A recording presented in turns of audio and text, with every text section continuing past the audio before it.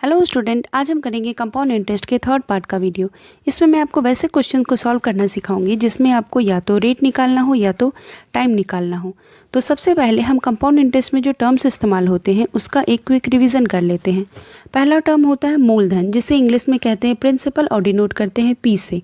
P होता है जो हम पैसा उधार लेते हैं या निवेश करते हैं, वही कहलाता है हमारा मूलधन।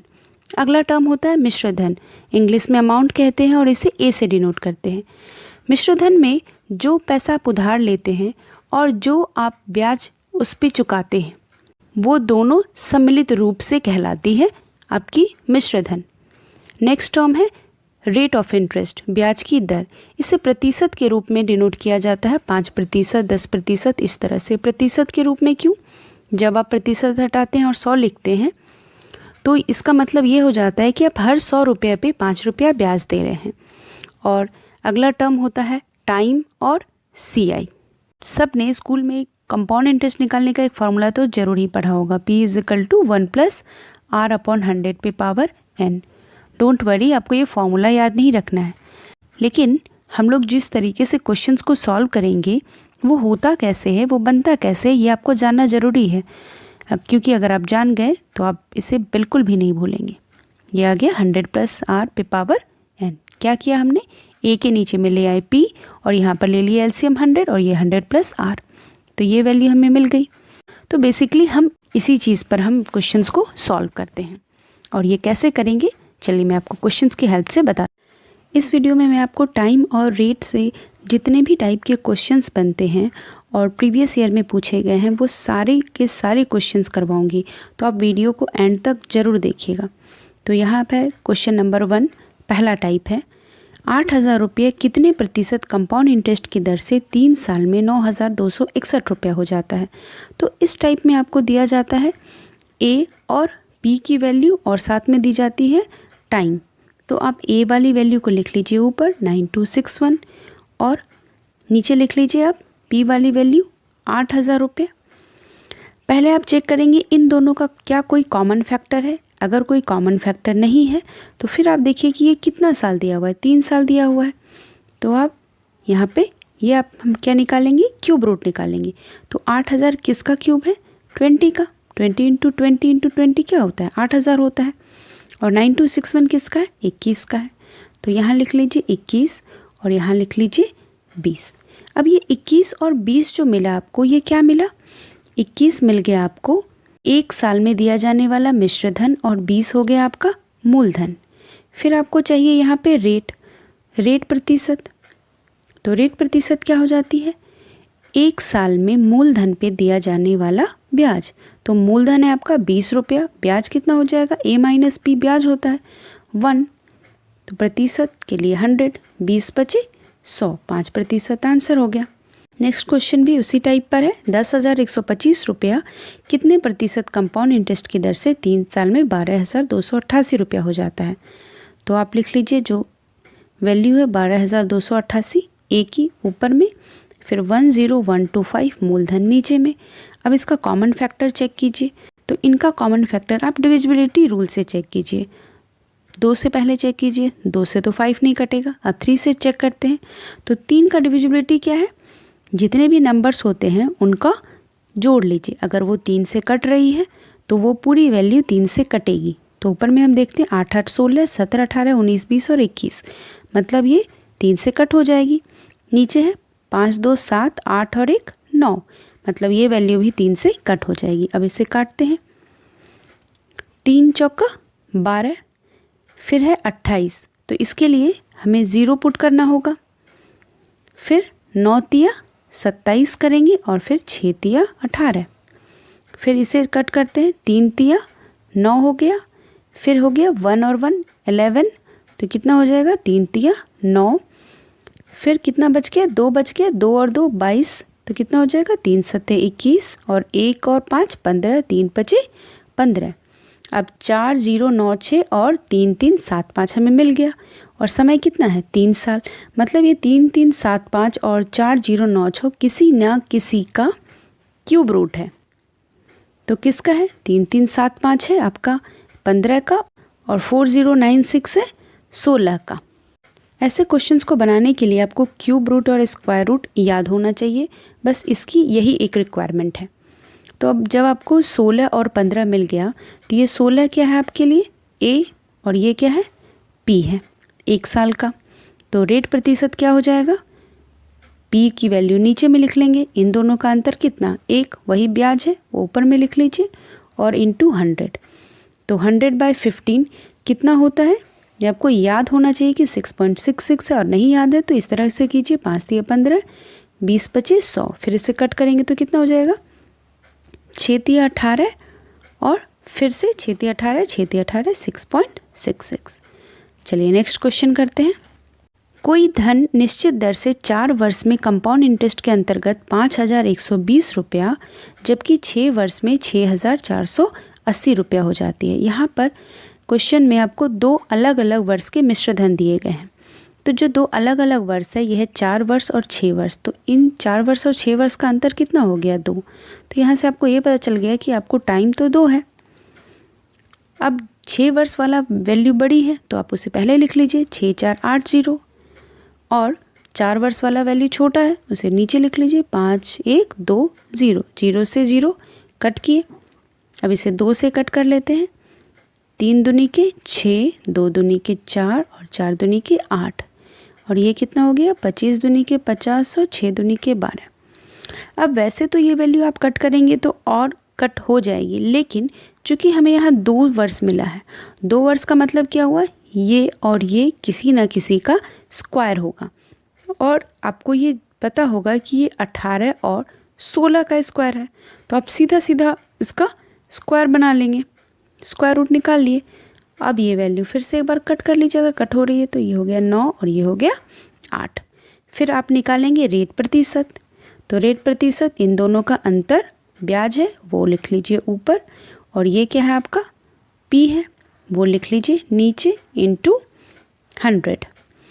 तो 100/8 कितना हो जाता है, ये हो गया 25 चौका 100 और 4 दूनी के 8, 25/2 का मतलब 12.5%। चलिए नेक्स्ट क्वेश्चन करते हैं। कोई धन निश्चित दर से कंपाउंड इंटरेस्ट के अंतर्गत 3 वर्ष में 24,000 और 4 वर्ष में 25,000 रुपया हो जाती है। तो यहाँ 3 और 4 वर्ष है, मतलब वर्ष का अंतर कितना हो गया 1। तो आप इस तरह से तो डायरेक्ट भी निकाल सकते हैं। यहाँ पर 4 वर्ष की वैल्यू बड़ी है, उसे पहले लिख लेंगे हम लोग, कितना है 25200, और फिर है 2 4 फिर 30, 0 0 0 0 कैंसिल, 2 5 2 को काटेंगे तो कितना हो जाएगा 2 एकम 2, 2 दूनी के 4 और 6 दूनी के 12, और ये कितना हो जाएगा 120। फिर से एक बार ये कट हो जाएगा 63, और ये वैल्यू हो गई 60। चूँकि वर्ष का अंतर 1 था तो आप अगर आप सोचें तो ये तो सिर्फ 1 है, मतलब एज इट इज़ वैल्यू हो गई, और इन दोनों का अंतर क्या हो गया 3, मतलब 1 साल में दिया जाने वाला ब्याज।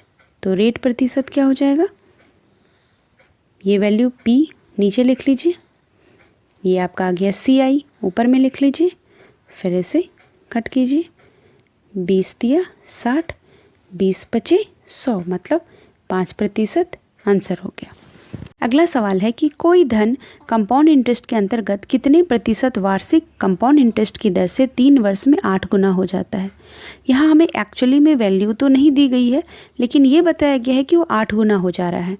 तो मान लेते हैं जो मूलधन था वो पहले था 1, फिर कितना हो जा रहा है वो 8 गुना, मतलब 8 हो जा रहा है। तो यहाँ पर हम करते क्या है, ए को वैल्यू लिखते हैं हम लोग ऊपर में, पी का वैल्यू लिखते हैं नीचे में, और 3 वर्ष है मतलब क्यूब, तो ऊपर में किसका हो गया 2/1। अब हम निकाल सकते हैं रेट प्रतिशत। ये है हमारा 1 साल में दिया जाने वाला मिश्रधन है, और ये है हमारा मूलधन, और इसका अंतर ही क्या हो जाता है ब्याज हो जाता है। तो ब्याज कितना हो गया 1/1 × 100, मतलब 100%। चलिए नेक्स्ट क्वेश्चन करते हैं। कोई धन कंपाउंड इंटरेस्ट के अंतर्गत कितने प्रतिशत वार्षिक CI की दर से 3 वर्ष में 1.728 गुना हो जाता है। मतलब अगर कोई वैल्यू 1 थी तो वो कितनी हो जा रही है 1.728 हो जा रही है। कितने समय में? 3 वर्ष में। तो हम क्या करते हैं, अमाउंट को ऊपर लिख लेते हैं, 1.728 है और नीचे है 1, पॉइंट हटाएंगे तो कितना वैल्यू 30 आ गया। तो 3 वर्ष है, मतलब ये किसी ना किसी का क्यूब रूट है। तो ये अब आपको याद होना चाहिए, 1000 किसका है? 10 का, और 1728 किसका है? 12 का। ये लिख लिए हम, 6 कट कर दिए, ये हो गया 5। इसलिए रेट प्रतिशत कितना हो जाएगा? इन दोनों का अंतर, ब्याज ऊपर में 5, मूलधन नीचे में, इंटू 100, मतलब कितना हो गया? 20%। Option number D answer. Next question है, कोई धन 4000 रुपया 5% CI की दर से कितने वर्ष में 4630.50 हो जाता है। तो यहाँ हमसे पूछा है कितने वर्ष में, और क्या दिया हुआ है? मूलधन और मिश्र धन। तो मूलधन कितना है? 4630.5, सॉरी ये मिश्र धन है, और मूलधन कितना है? 4000, पॉइंट को हटाएं 0। अब अगर ये वैल्यू कट होती है तो क्या करना है? सबसे पहले इसे कट कर देना है, 5 से कट होगी, 5 से 9 बचे 45, फिर यहाँ 1 और 3 हो गया, 5 दूनी के 10, फिर यहाँ पर हो गया 3 और 0, मतलब 6 बचे 30 और 5 एकम 5, और ये कितना हो गया? 40 को कटेंगे, 8 बचे 40, फिर 3 वैल्यू।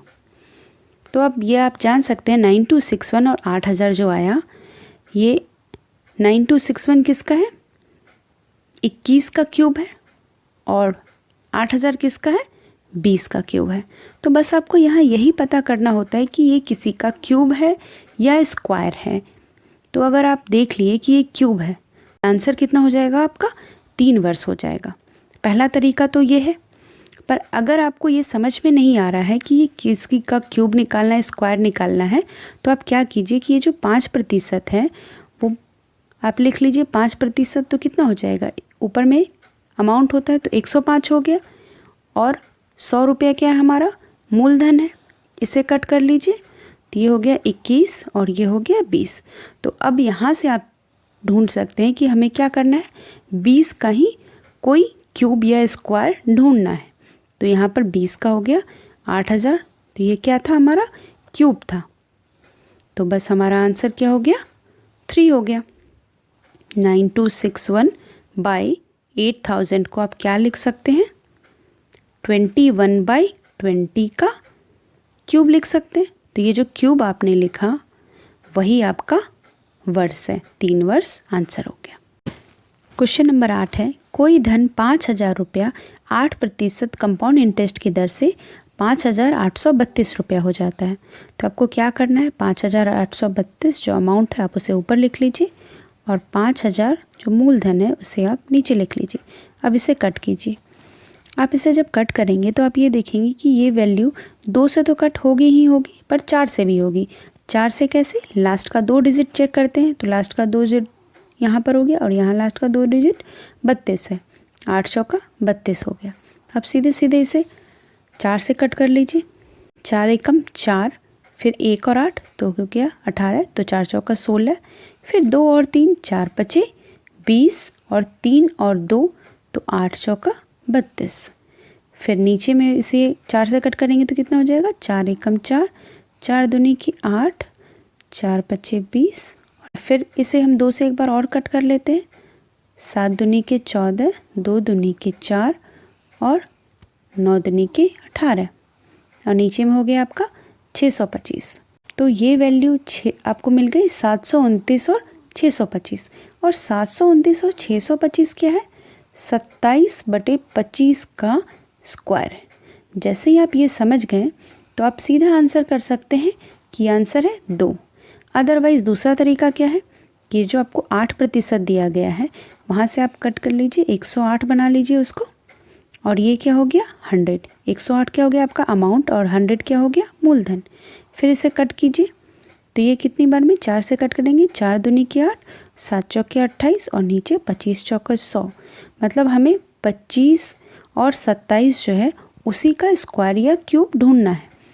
तो या तो आप इस तरह से बनाइए या आप डायरेक्ट बना लीजिए इस तरह से ही। क्वेश्चन नंबर 9 है, कोई धन कंपाउंड इंटरेस्ट के अंतर्गत 8 वर्ष में 4 गुनी हो जाती है तो कितने वर्ष में 64 गुनी हो जाएगी।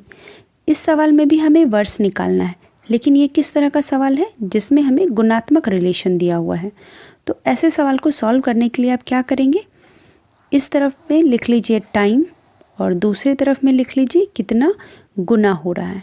तो यहाँ पे 8 वर्ष है, कितना गुना हो रहा है, 4 गुना हो रहा है। फिर यहाँ पे पूछा है 64 और यहाँ हमसे टाइम पूछा है कितने वर्ष में होगी। तो जो गुणात्मक वाला जो गुना लिखा हुआ होगा आप वहाँ पर उसे पावर में कन्वर्ट कीजिए। 4 पे पावर 1 हो गया और ये 64 कितना हो जाता है, 4 पे पावर 3, 4 चौका 16, 16 चौका 64। तो सबसे पहले आप क्या कीजिएगा, जो गुना वाला जो होगा आप उसे पावर में कन्वर्ट कीजिएगा और जो रिलेशन उसके पावर का रहेगा आपस में वही रिलेशन इस तरफ टाइम का बनेगा। यहाँ पर 1 से 3 हो रहा है, कितना गुना हो रहा है, 3 गुना हो रहा है। तो यहाँ पर भी ये 3 गुना होगा, 8 तिया 24 आंसर। चलिए कुछ और क्वेश्चन से मैं बताती हूँ आपको। कोई धन कंपाउंड इंटरेस्ट के अंतर्गत 10 वर्ष में 3 गुना होता है तो 30 वर्ष में कितना गुना होगा। तो इस तरफ में आप लिख लीजिए टाइम और यहाँ लिख लीजिए गुना। 10 वर्ष में 3 गुना हो रहा है तो 30 वर्ष में कितना गुना होगा। तो यहाँ पर 30 वर्ष, तो यहाँ पर हो गया 3, तो 10 तिया 30। तो 3 पे पावर आप सोच सकते हैं कि 1 है। तो जब यहाँ पर इंटू 3 हुआ तो यहाँ पे पावर का इंटू 3 होगा, किसका पावर, 3 का पावर, 3 पे पावर 3, मतलब आंसर कितना हो जाएगा, 3 तिया 9 तिया 27 गुना। Option number C.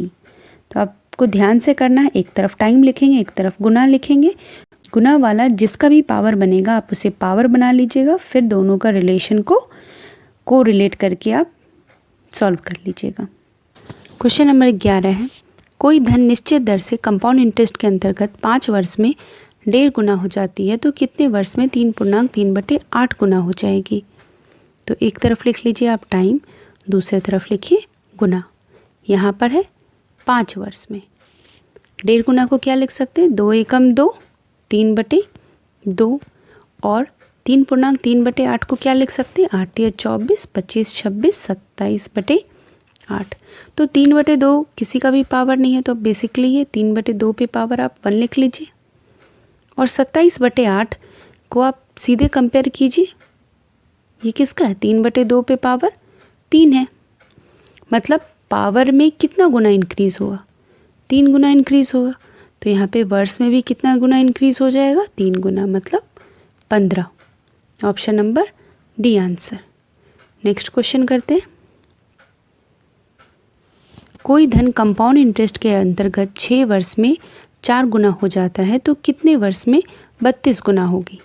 तो यहाँ पर लिखिए टाइम, यहाँ पर गुना, 6 वर्ष में 4 गुना और कितने वर्ष में 32 गुना। तो 4 का गुना करेंगे तो हमें 32 नहीं मिलता है, तो इसलिए आप क्या कीजिए कि 4 को 2 के पावर में लिखिए, 2 दूनी के 4 हो गया और 32 को क्या लिख सकते हैं, 2 पे पावर 5, मतलब पावर कितना इंक्रीज़ हो रहा है, 5/2 इंक्रीज़ हो रहा है पावर। तो यहाँ पर टाइम भी कितना इंक्रीज़ हो जाएगा, 5/2। तो 6 का 5/2 करेंगे तो यहाँ पर इस तरह से आप कर लीजिए 3, तो कितना आंसर हो जाएगा, 15। Option number D answer. तो अब मैं उम्मीद करती हूँ कि आप वैसे क्वेश्चंस को बहुत आसानी से बना सकते हैं जिसमें टाइम या रेट निकालना है आपको। तो आप वैसे क्वेश्चंस की प्रैक्टिस कीजिए। Thank you for watching.